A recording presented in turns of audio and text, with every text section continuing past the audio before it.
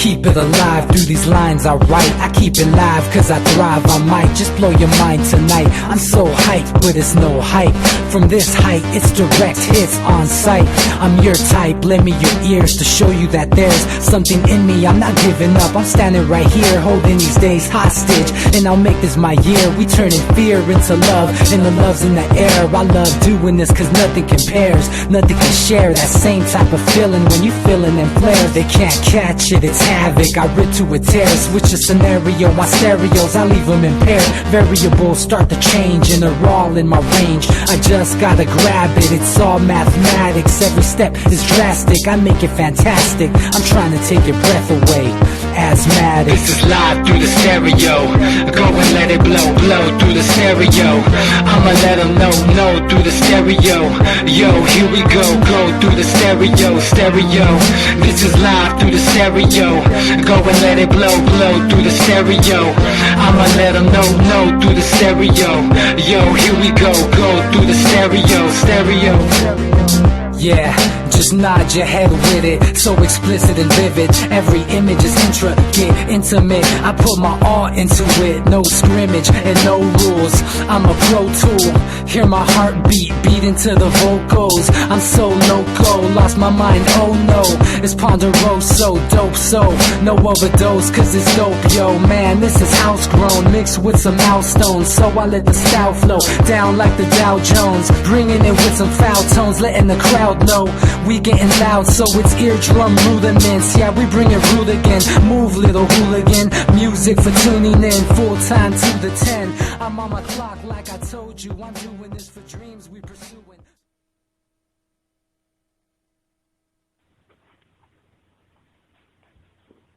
Lobbyists and career politicians today make up what I call the Washington cartel. On a daily basis, they're conspiring against the American people. Career politicians' ears and wallets are open to the highest bidder.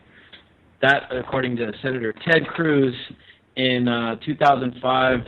Thank you, and welcome back to the Anti-Media Radio. Once again, this is your host, Nick Bernabe, here on UCY.TV. I'm really glad to be back with you, and for once, we're not competing with Monday Night Football, so hopefully we boosted our ratings tonight by a couple million. But we've got a great show in store for you, a bunch of news to go over, a bunch of awesome guests, got a great panel tonight.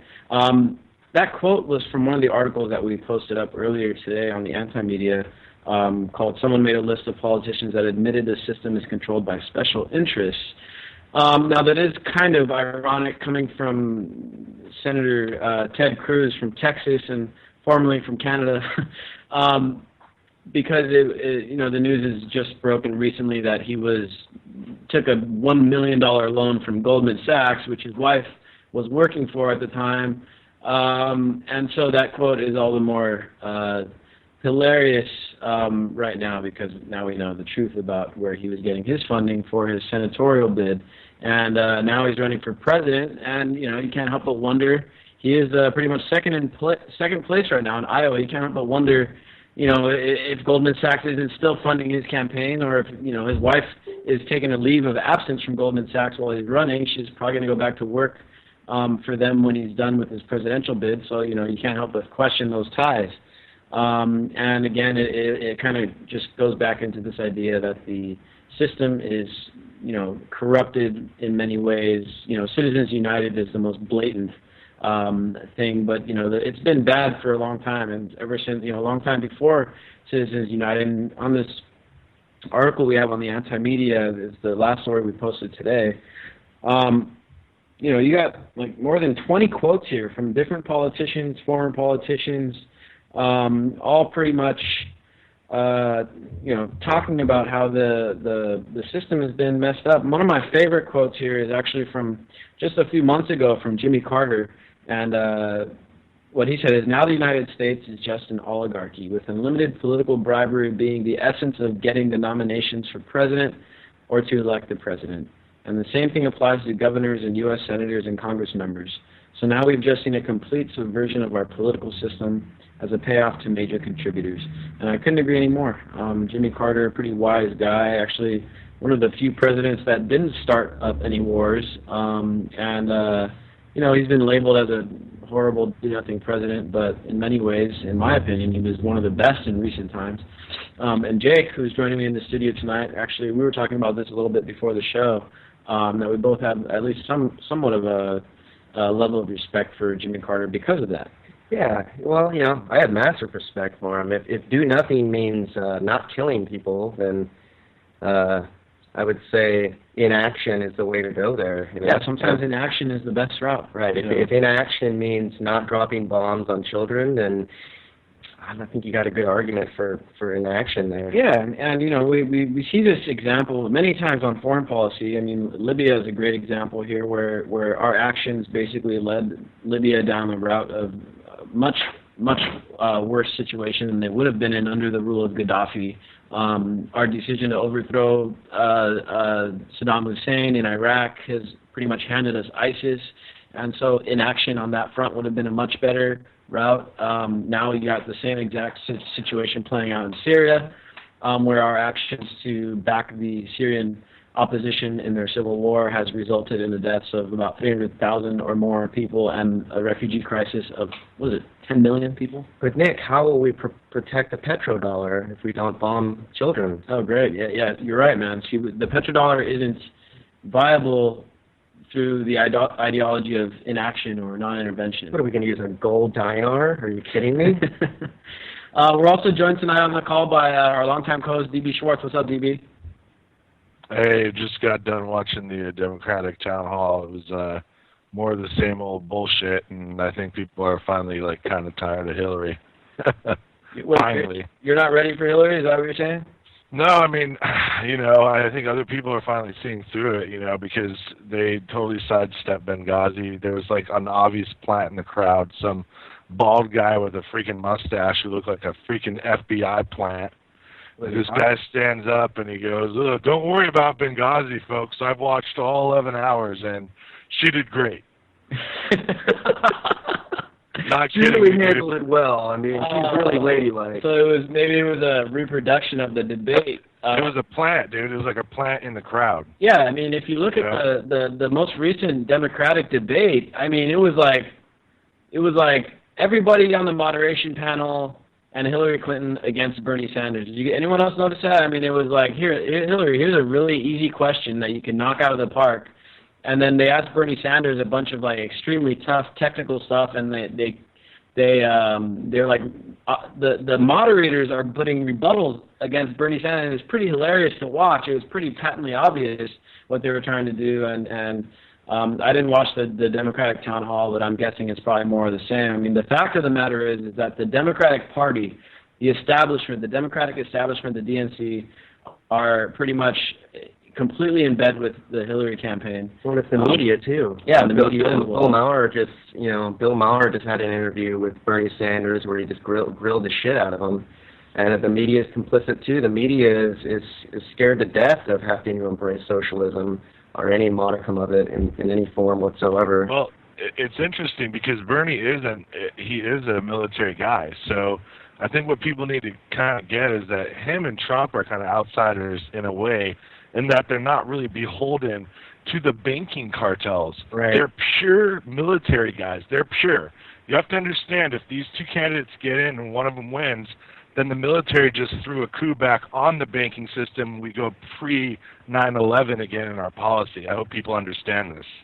Yeah, it's a pretty interesting theory. Bernie Sanders, and that's been my biggest critique of his policies. I'm not a huge fan of his economic stuff, but my main concern was his kind of towing the line on foreign policy and stuff. And he's relatively status quo. I mean, he's definitely not hawkish like Hillary Clinton is. Some people would argue otherwise, but I think that he is relatively status quo on foreign policy and stuff. And Trump comes off as more or less just like a strong man, and he'll do whatever it takes to make the base happy and stuff. I don't know. It's going to be an interesting series of events that are getting ready to play out in about a week. I mean, if you think about it, Standard Oil purchased the government in 1871, and they basically put a stranglehold on us and caused us to go to every war since then. And if the military finally kind of realize that the dudes that die every year in the military do it for really nothing, they don't improve our security. It's really the fact that we all have guns that we're secure, dude, if anybody actually takes time to realize that. So, hey, DB, I was a couple months ago, I was talking to a friend of mine who had served, and he was telling me that he had spent years talking to people in the military, and that he was utterly convinced that if, an extremist kind of like Civil War situation came to pass and they were forced to choose between the government and the people, that most of the military, or at least of the people he pulled, would be like, protect the people, and yeah, and it becomes the officers sitting in drone bunkers trying to bomb us while we're doing a guerrilla warfare with all these enlisted guys. I mean, me and Nick talked about this 5, 6, 7 years ago about how that split's going to happen. Unfortunately, for what the extreme people that are on the left that are anti-violence and anti-gun, they're going to be dropping like flies. Yeah, that will be me. I'll be dead within hours. Which sucks because we actually need those people. I know. I hope I don't die too.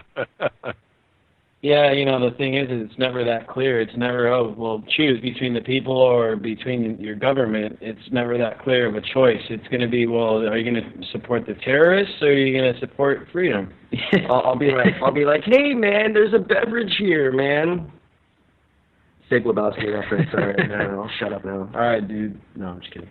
They'll be about Ministry of Propaganda, probably, Jake. All right. The Ministry of Political Humor. No, I'm joking. We're also joined on the call tonight by Claire Bernish over in Ohio. What's up, Claire? Not much. What's going on?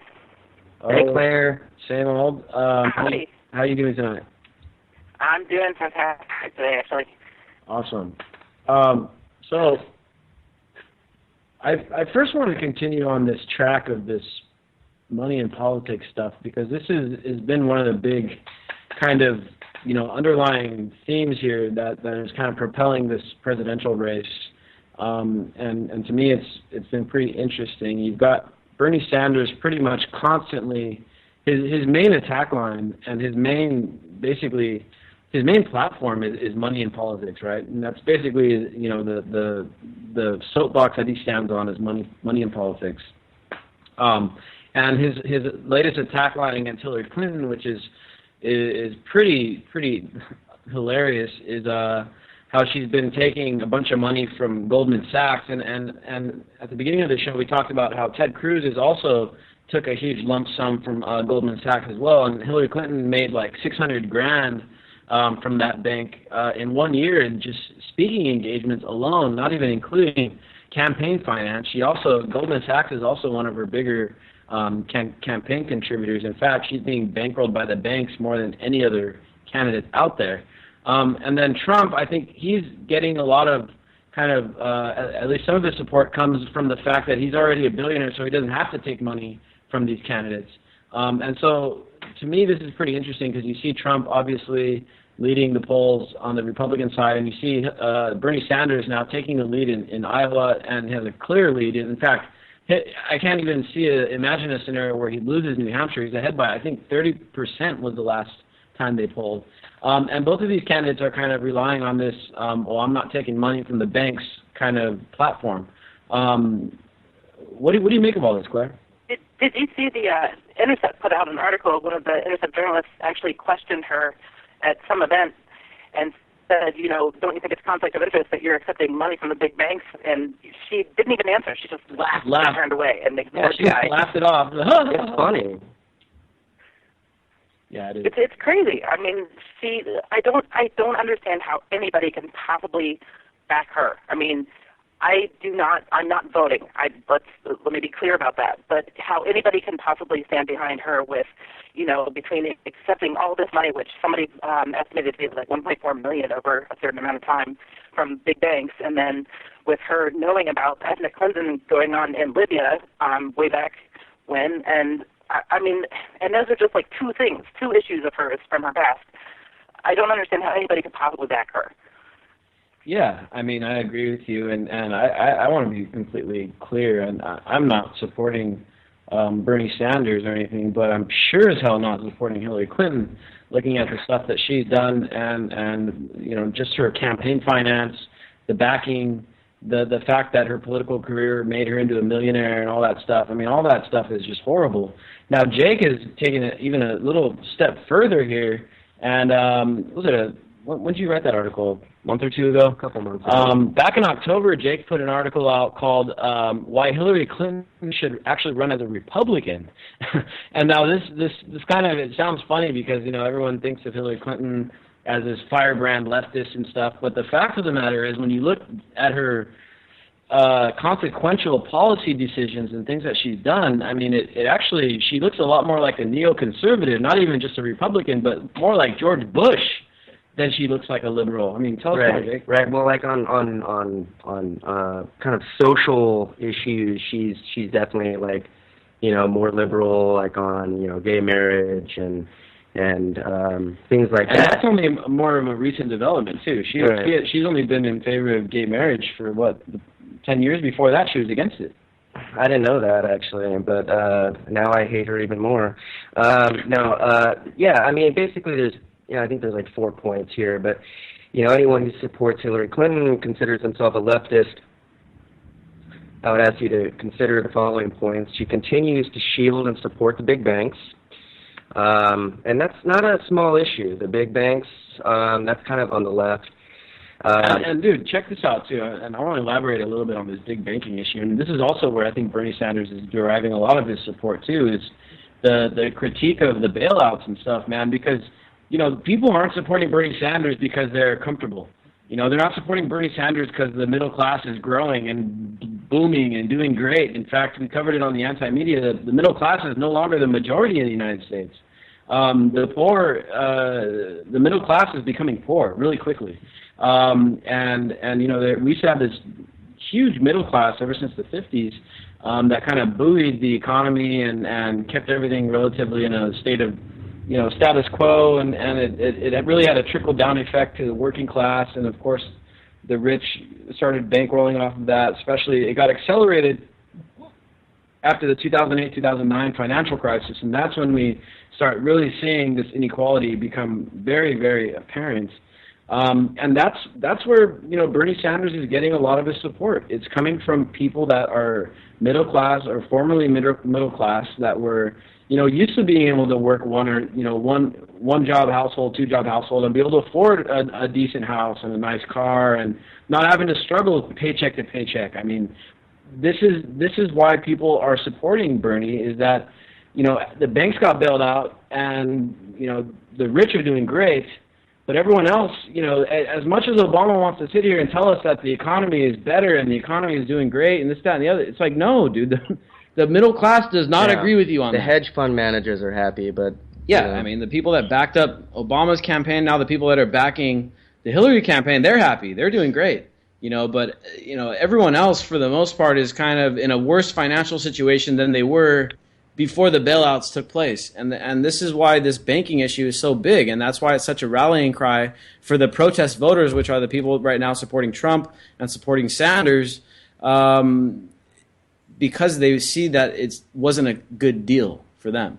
You know, and so that's a really big issue, and I think that's going to be, if it doesn't kill Hillary Clinton in the primaries, it's gonna be what takes her down in the general election. Well, I don't think it would take her down in the general election. That's my personal opinion, because I think once we get to that point, we'll have relinquished the concept of even reining in the financial industry. But just to backtrack real quick to why she should run as a Republican, which of course is a facetious idea, but, you know, let's not forget that Hillary Clinton still thinks the Patriot Act is a good idea. So even despite all the knowledge we have now about how the Patriot Act has stripped away our civil liberties and granted unconstitutional surveillance capabilities to the NSA, Clinton does not apologize for her vote, her reauthorization vote.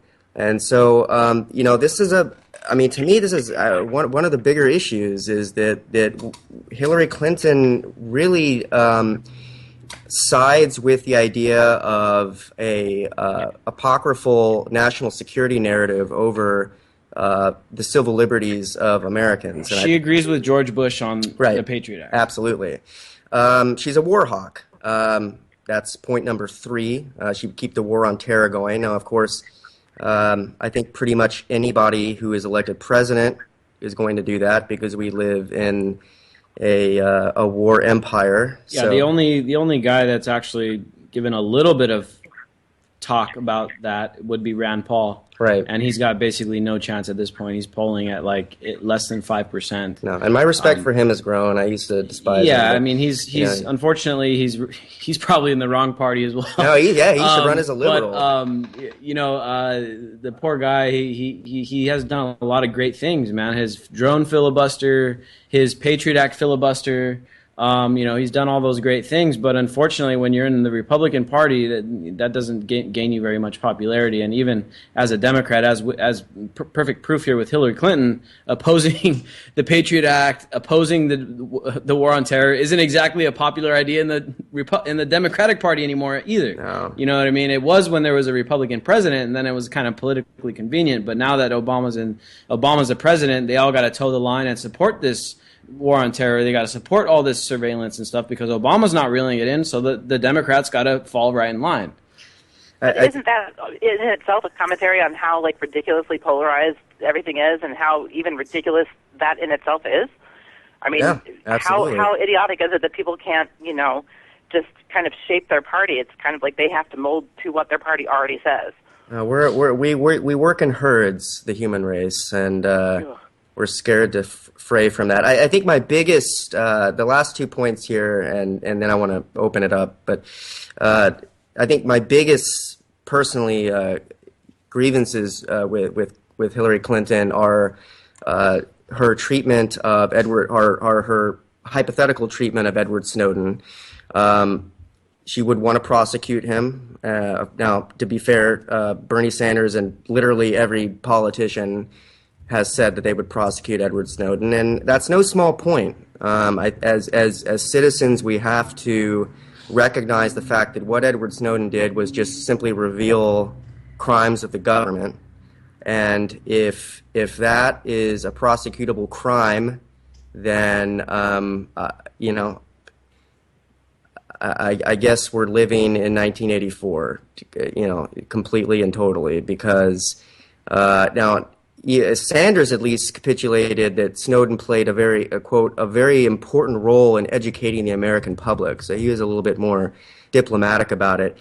Finally, Clinton does not support the legalization of marijuana. She's very much, in line with keeping the drug war going, and that is manifested, of course, or evidenced by the fact that 2 of her major campaign financiers are the private prison. What are they? The private prison industry, man. Right. They're called specifically the Corrections Corporation of America, and what's the other one? I think it's called GEO. Yeah, it's a GEO. But that's a huge thing. The war. It's not something to be overlooked. The war on drugs is destroying families.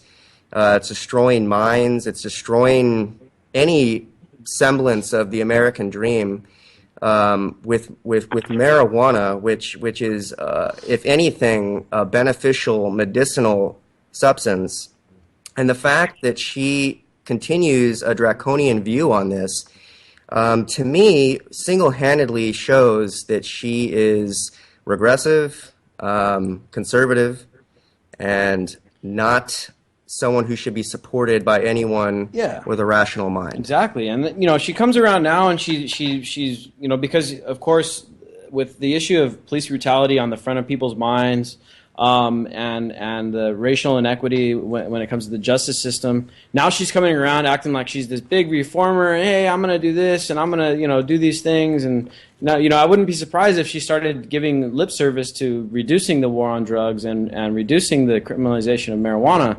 But let's face the facts. Hillary Clinton lobbied Congress to pass the Violent Crime Control and Law Enforcement Act back in 1994. This was when she was the first lady. Bill Clinton signed it, and it was the largest crime bill in history, and it provided $9.7 billion in prison funding. From 92 to 2000, keep in mind, the bill was signed in 94, so from 92 to 2000, the amount of prisoners in the United States increased almost 60%. So Hillary Clinton sat there and lobbied for this bill. Her husband signed it into law, and in turn it increased the amount of prisoners 60%, and they increased funding for prisons almost $10 billion. And now she's going to come around and tell us, hey, I'm going to go fight against mass incarceration. It's bullshit. Unacceptable. I call bullshit. Game over. So she got called out to her face by some Black Lives Matter activists back in August, and it was a really epic calling out, and we covered it on the anti-media. But she was called out by some of these activists who told her right to her face, they're like, you are partially responsible for mass incarceration in the United States. And she couldn't answer it. She didn't have a rebuttal. She probably laughed again. Yeah, she probably just laughed it off. Wouldn't surprise me. Would not surprise me. I mean, we can go off on Hillary Clinton all night. She's just probably the worst candidate in the race, and that's saying a lot. Considering No, she's not the worst candidate in the race. I don't know. I kind of agree with that statement. No, are you? That's. All right, who do you think? I'm sorry. All right, I do not like Hillary Clinton, but Well, you know what you get with Trump, but with her, man, who knows? no, what we get with Trump is a wall and juntas of people violently rounding up immigrants and deporting them. And we None of get that's a further happen, codification of the corporatocracy, which of course will happen under Clinton. But come on, let's maintain a China. let's maintain a modicum of decorum here. We know that Clinton would be a better. All right, I'm struggling here, but okay. I don't know that I can say. I'm schizophrenic when it comes to politics. Okay, that's all there is to it. There's the liberal side of me that continues to believe that you make baby steps towards progress. Now, Hillary Clinton can't do that, which is why I don't support her. I do think Bernie Sanders could make baby steps.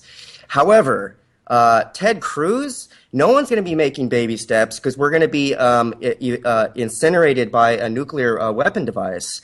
If he's elected president. Now, that's worse to me than Hillary Clinton. That's like my atoms being incinerated by a nuclear weapon is worse to me than Hillary Clinton. What about the fact that a Trump presidency would bring about an idiocracy type revolt? Okay, that to me that's called fast tracking the train wreck, and that's where my other schizophrenic side comes in, which is I say, yeah, elect Trump, let's fast track the train wreck and see where this goes. But I mean, people with kids don't like that. I don't have kids, so I don't give a shit. But see, one of the things that Jake, you and I were talking about a little bit before maybe the I have show, kids. I don't know. Was that the thing that would be kind of interesting about a Trump presidency would be the existential opposition that he would automatically get. Right, and they would automatically reignite the anti-war movement, and people would be kind of rebelling against everything he tried to do, and so that would be a very interesting dynamic. And in some ways, that may be more beneficial to the country than having a person like Hillary that will actually go to the other side and cut deals with the Republicans so that they can go start more wars around, and so we'd have a mirror Trump presidency, the Democrats wouldn't be able to work with him. A Hillary Clinton presidency, I mean, she would work with the Republicans in Congress, and it would be empire, It'd be even more. Obama It would be 2.0. it would be like it's like even forget about Obama. I mean, Obama would look like dovish compared to Hillary Clinton. She would be like Bush 2.0, I think. She'd invade all of Africa. Think of Trump, though. Think of Trump's maturity level, or like complete lack of maturity, and how many executive orders Obama is known for making. Think of what Trump would do. He would just basically say, "This country is mine, and I will do what I want to with it." I mean, that would be really, really bad. I could not stomach the Hillary is the worst potential. No. Claire, you agree with me? Yes. Okay. Yeah, I do good. agree with you.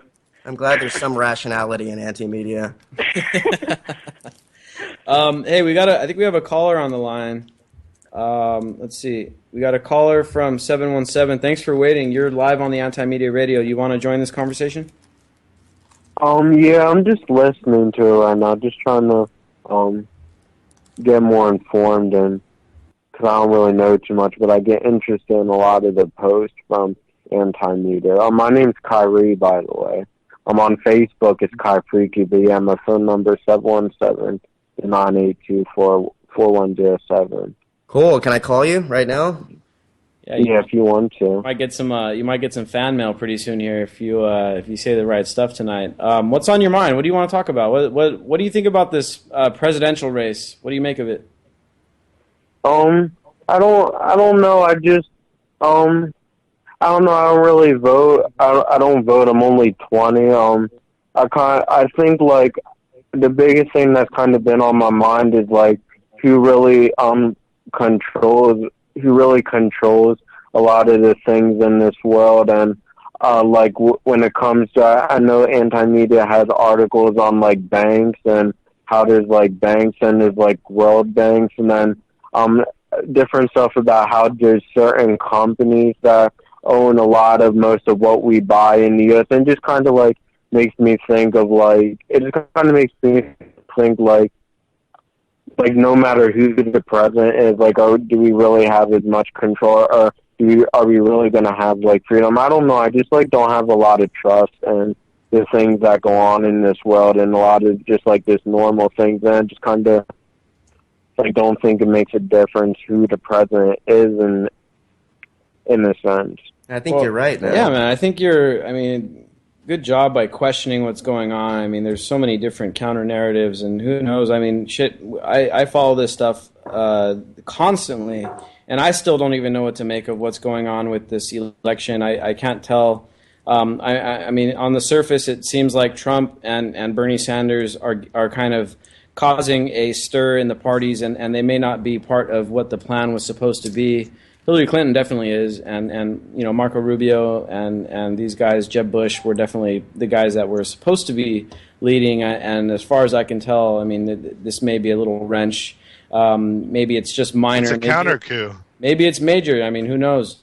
But there is a great article on the anti-media if you want to do a little reading to find out a little more about what you're talking about. And right now it's being referred to as the deep state. Many people know it by the name of the New World Order, or the shadow ruling class, or don't call it the New World Order. There's so many different things. It's the old world order. That's what it is. There's so many different ways of calling it. I mean, even on the fringe end of things, people call it the Illuminati. But the truth of the matter is that it's just a bunch of people with a lot of money that use the media and the politicians and all kinds of forms of control to manipulate people. There's a great article on the anti-media called "Forget the New World Order. Here's who really runs the world." And Jake, who's on the line tonight here in studio, actually wrote the article. Maybe you want to elaborate a little bit on it. Yeah, just Google deep state and look at some of the interviews with there's liberal and conservative ex-government officials, and essentially you're looking at kind of a cross-fertilization of corporatism with the globalist war on terror, and that's who run things right now. It's a hybrid of the national security state, law enforcement agencies, the banking, surveillance, and all that stuff. And it sounds like a big jumble of words, but that's exactly what they count on, is us getting confused.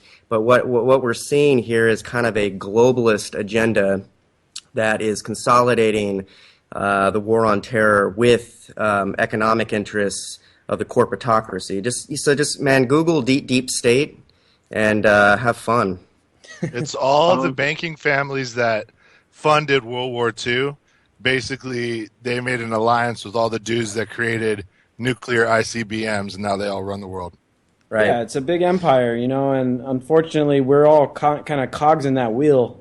Everyone that's a citizen of the United States, everyone that falls under the sphere of influence, which would be pretty much everyone in North and South America outside of maybe Venezuela and Cuba, at least for now. And also, dude, the TPP, make sure you know what that is, the Trans-Pacific Partnership, because that's the trade agreement that's going to basically codify the corporatocracy and allow them to overrule national legislatures. And not enough can be said. Of course, interestingly, Hillary Clinton recently relinquished her position on the Trans-Pacific Partnership. I believe that's political posturing. But the Trans-Pacific Partnership is most likely going to go through after the election. And that's when, just keep your eye on TPP. Are you still on the line? Yeah, I'm still here. You said TPP? T as in Tyrone. Okay. P as in piss, and P as in piss. TTT, okay. Yeah, we got a bunch of archives there on the anti-media about the TPP, some really in-depth stuff. In fact, there's one the other day by Derek Brose, which is really like a 4-page essay on it. That's a really good in-depth article to start out with. And yeah, just keep up to date, following our site, and thanks for calling in. You can continue listening on over at www.ucy.tv/TAMR. We're going to have to move on to the next topic, but make sure you catch us 5 days a week. One real quick note about the TPP for anybody that wonders like what exactly it would do. Like Canada trying to sue the U.S. for the $15 billion to stop Keystone XL is like Right. that would have just went right through and that would have went right back to them. So Yep. TPP is going to make all these countries be sued by all these corporations and empty out the national treasuries into private pockets. Imagine that. Absolutely. That's absolutely right. It's international corporate tribunals. It's getting rid of the middleman. You know, these corporations see government as the middleman at this point, and they're saying, get them out of the way and let's just go ahead and do this. The corporate takeover of government. Yeah, and as if it weren't already bad enough. I mean, these guys want to. And with automation, they may just pull it off, right? The future is so bright. Oh yeah, it is. There is some bright spots here. We got Arsenio Hall refusing to snitch on his Uber driver whose car smelled like weed. That's going to change the whole world right there. That's on the anti-media as well by John That is a Vibes. cool article. And it is pretty funny. I mean, it kind of shows the shift in the war on drugs. And he could have easily could have easily snitched on his Uber driver, but he was like, you know what, like shit, I didn't mind it, and yeah. This is the war on drugs. I think in the eyes of the citizenry, it's basically coming to a close. I guess some of these politicians and the private prison lobbies that are financing them are still trying to cling on to it by the final straws. But the war on drugs is really coming to an end. We had an interesting article on the anti-media last week about El Chapo and Sean Penn, and how Sean Penn really was hoping that his interview with El Chapo would strike up a legitimate, a serious conversation about the war on drugs. So there is great efforts being made to roll back the war on drugs, and that again is part of this the control structure that we're dealing with here, mass incarceration and all that, and also the war on drugs. It probably harms the working class and the urban areas more than anywhere else, imprisoning young entrepreneurs and anyone trying to make a living, albeit by means that are quote unquote illegal at the time being, but in many ways I think still legitimate business, entrepreneurship and stuff like that. Man, I used your young entrepreneurial argument last night. Actually, a woman was talking to a woman who was talking about. We were talking about marijuana, and she was like, "I just don't know. I don't know if I want it legal because I just don't know if I want my kids around it." Which, of course, is a problematic statement on so many levels. But then I invoked your entrepreneurial argument, and I owe you some royalty money. You owe me a gram of weed, which I won't smoke. Right, because that's illegal and wrong. It's illegal. Yeah. No, I'm just kidding.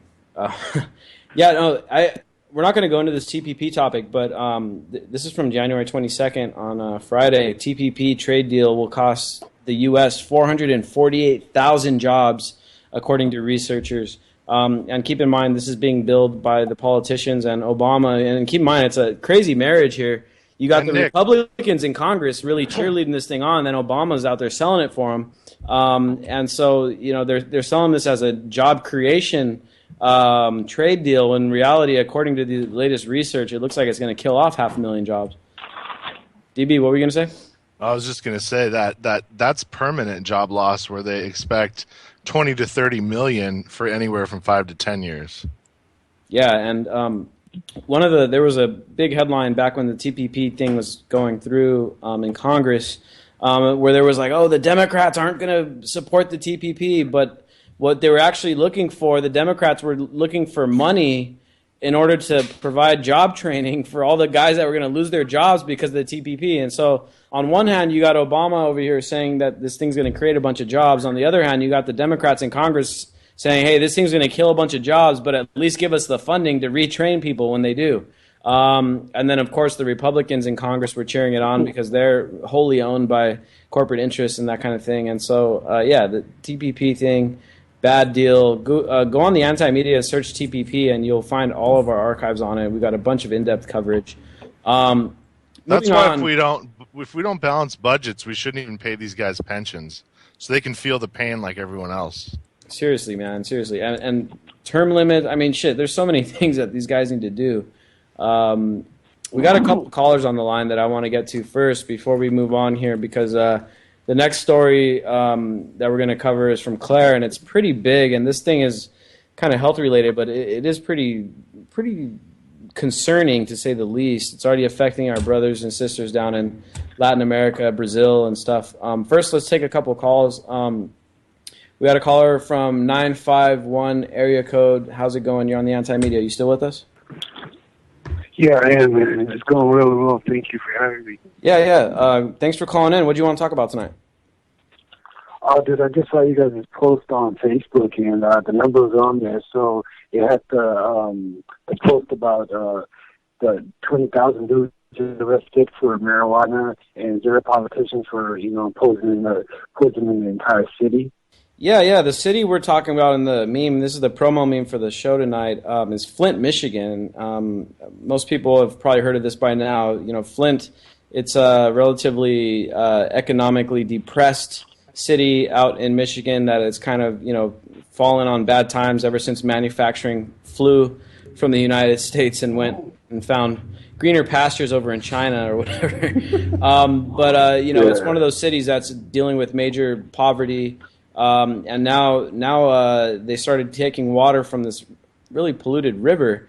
And whether it's the water from the river that's actually containing lead, or whether it's the water from the river corroding the pipes and putting lead into the water supply, either way, the amount of children now in Flint with lead in their bloodstream is now growing exponentially. And so that's what the meme was all about. What do you want to talk about, though?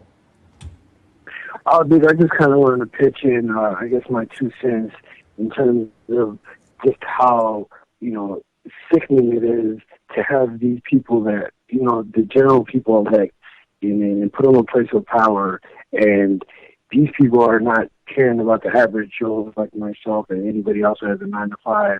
Instead, they rather, bend to the will of either corporate interests or whatever have you, and do something like this that's just absolutely sickening.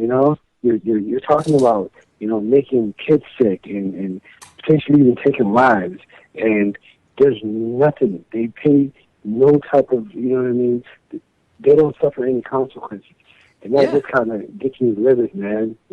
Yeah, man, it's horrible. It's almost as if there's like 2 sets of laws in the United States, and really that when you look at it from like a reality standpoint, that's really what it is.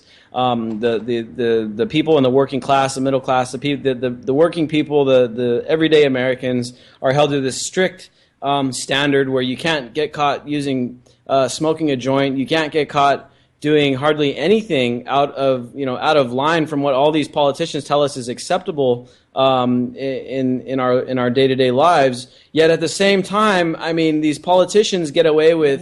I mean, we could talk about George Bush, and you get away with slaughtering 500,000 Iraqis. We could talk about Hillary Clinton, where she went and helped overthrow the Libyan government, which has now resulted in 50,000 deaths. Barack Obama, who has carried out a drone war that's killed 90% of the people that are being killed are innocent civilians. Where are the charges? Where is the crime? Where's the punishment for these guys? I get caught. Crimes. I get caught. Smoking a joint out on the street. Now, fortunately, I'm in California where it isn't as harsh of a penalty. But if I'm in the state next to me in Arizona and I get caught smoking a joint while I'm driving or when I'm walking down the street, well, shit, I'm going to jail. You know what I mean? But these guys get away with murder, literally. I mean, look at the cops too. The cops have a separate set of rules that they follow and that that they don't follow, I guess, that we have to follow. But yeah, it's a double standard. I mean, these politicians and then the rich. I mean, there was that story that was recently extremely viral about that kid that had quote unquote affluenza. I'm pretty sure everyone's heard about that. There was this kid that He was so rich that apparently he didn't know what consequences were, and so they let him off because they said that he was so rich that he didn't know he was doing anything wrong. And so, yeah, there's two sets of laws in this country, one for the rich and powerful and one for everybody else. And unfortunately, the majority of us are stuck in that lower caste system, and we're the ones that wind up making this population of mass incarceration the largest the earth has ever seen, which is here in the land of the free United States. They wouldn't have. Sorry, go ahead. Go ahead, I'm sorry. Go ahead. Caller from 951. Go ahead, man. Oh, dude. Yeah, I was just gonna say that dude's whole argument for his attorney, the Fallujah kid, was the fact that his parents never told him the word no and never put any limitations on what he could and couldn't do. Therefore, he didn't know that he couldn't get blasted drunk and drive a freaking excursion and, you know, he killed like four people, I think. Yeah, he killed 4 people. It was a family that they were sat on the road. They're changing a tire. He killed them and paralyzed everybody else that was in the vehicle with him.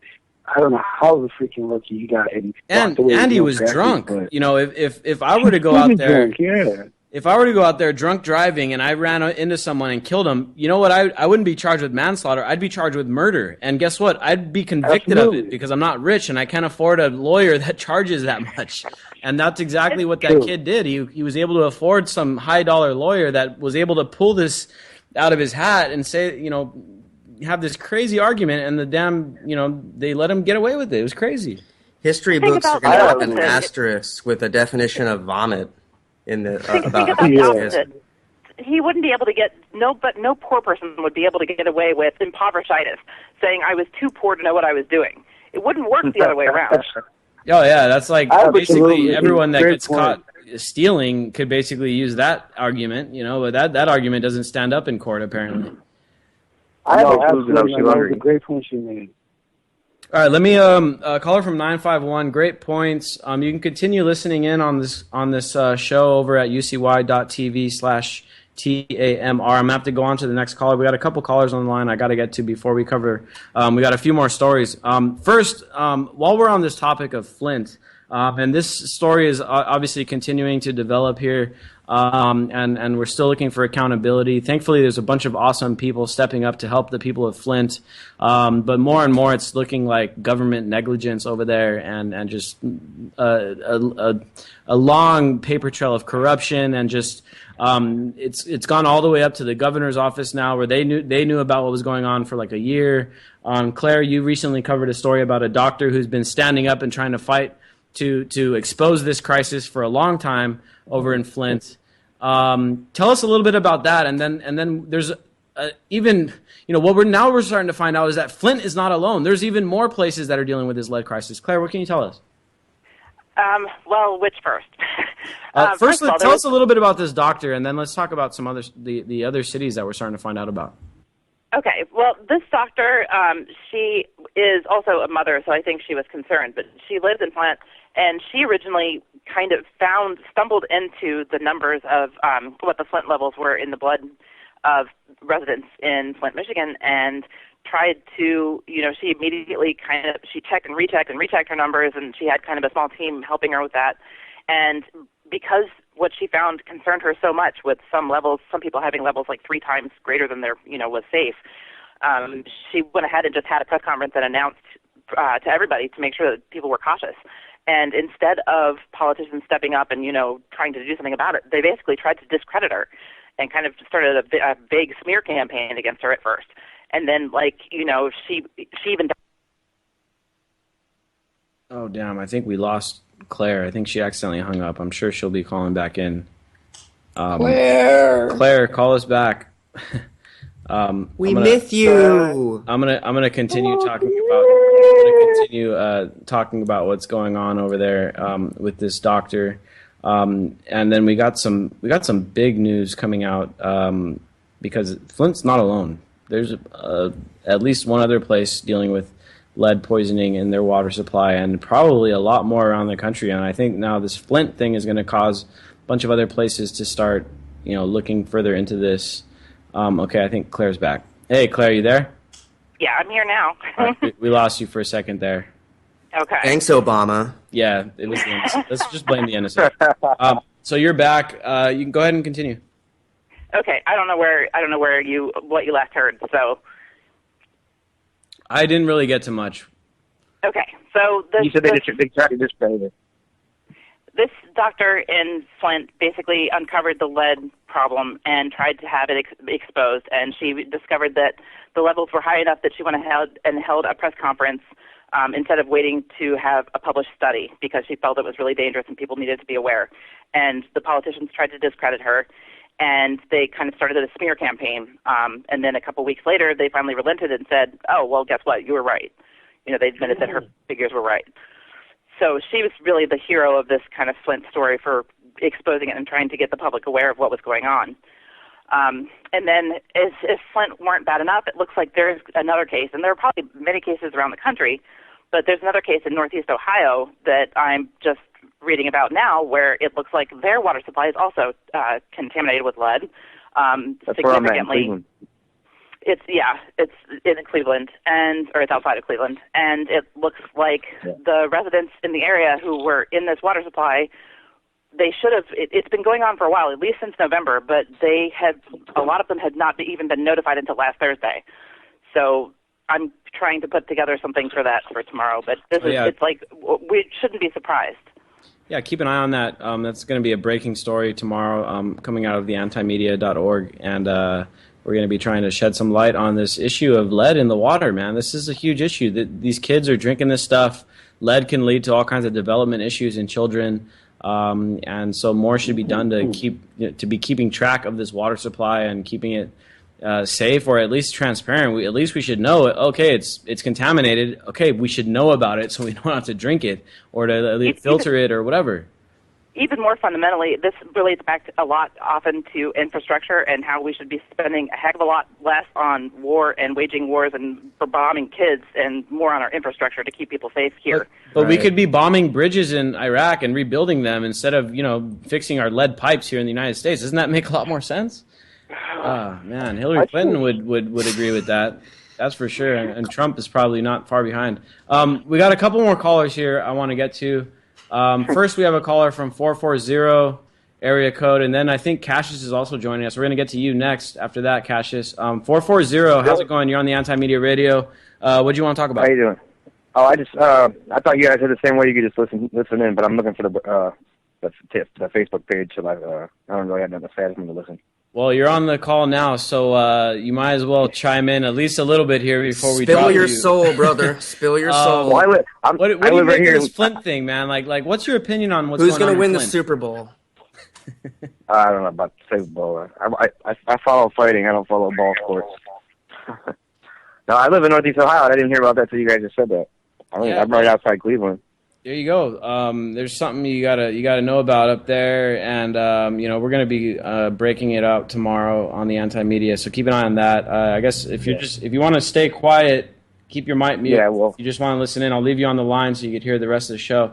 The crazy thing about that, Nick, is I have a cousin who got diagnosed with breast cancer close to that area. I beat it, but you know what I mean. Like that stuff's affecting people in a very real way. Yeah, man, I wouldn't doubt it. And DB, you and I have a personal friend that have been affected by possibly some environmental issues here in Southern California. Now that we find out about this nuclear fallout that is basically laying there in north of Los Angeles, and now you got that huge methane leak. I mean, man, there's so many environmental issues going on here. It just reeks of how bad our infrastructure is in the United States. And as Claire was mentioning, on that aspect, Bernie Sanders is right, dude. We need to spend more on infrastructure and less on bombing countries around the world. I mean, that just makes sense, And also, everybody's flocking to Colorado with cancer if they have the means to try out the alternative therapies. So if we get somebody in that decriminalizes marijuana, we're going to have a lot less cancer deaths. I'll say that. Yeah, it worked well for Steve Jobs. But oh, dude, come on, man! You can poison people. But yeah, we're seeing the breakdown, the dismantling of any kind of trust in public institutions, government-wise or corporate-wise, without any accountability. And I would say this is the age of people waking up to the necessity of turning away from mass media turning away from traditional education and just accepting the fact that we've been rused, we've been had, and we have to step up. Time to make conclusions from that. It's time to. The thing that I want to say when I hear about all this stuff is, we have to. Okay, so we're humans, right? We got to drink water. We have to have food. All this stuff. There are critical needs and things we need to know and understand and interpret every day that we neglect. So the conclusion that I want to draw is we have to think about where our water comes from. All water, all food, where it comes from. We have to look at everything. Yeah, exactly. The responsibilities we neglect. We need to have transparency in this stuff. And Cassius, this is what I want to talk to you a little bit about here, man, on the solutions end of things.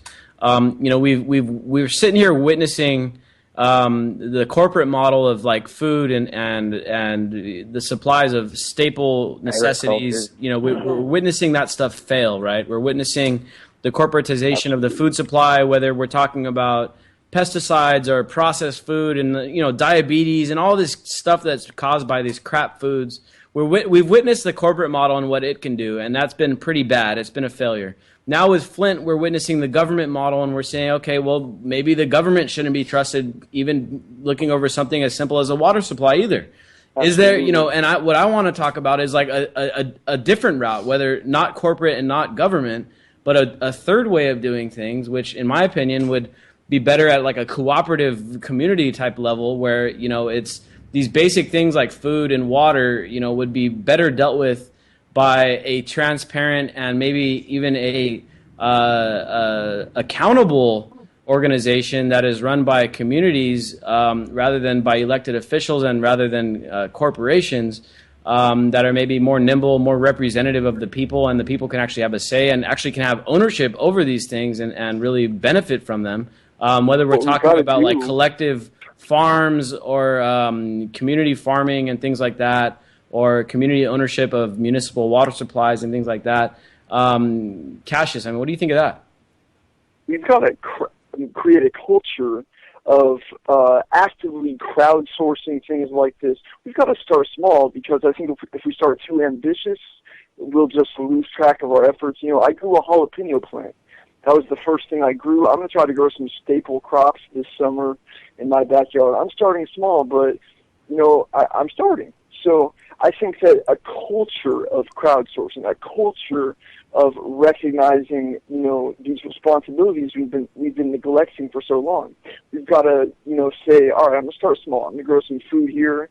I'm going to deliver some water to these people with a little bit of my money one day out of the week. You can draw inspiration from the people that you don't even know are already doing this, that we haven't even heard about. So I learned about New Era Detroit, and I was like, man, these activists are on point. So, and they're one of the groups that is providing massive relief over to Flint, Michigan, right? Yeah, they're from Detroit. Yeah, that's great. And Cassius, you made a great point on one of the other shows about how we need to recognize and acknowledge and isolate the people that are already doing this and unite them and join them. And I thought that was a great point. Yeah, there's so many models out there. We're coming to the end of the show here, but there's so many models out there that we could look to with cooperative farming, community-owned water municipalities and things like that I think we need to start looking at.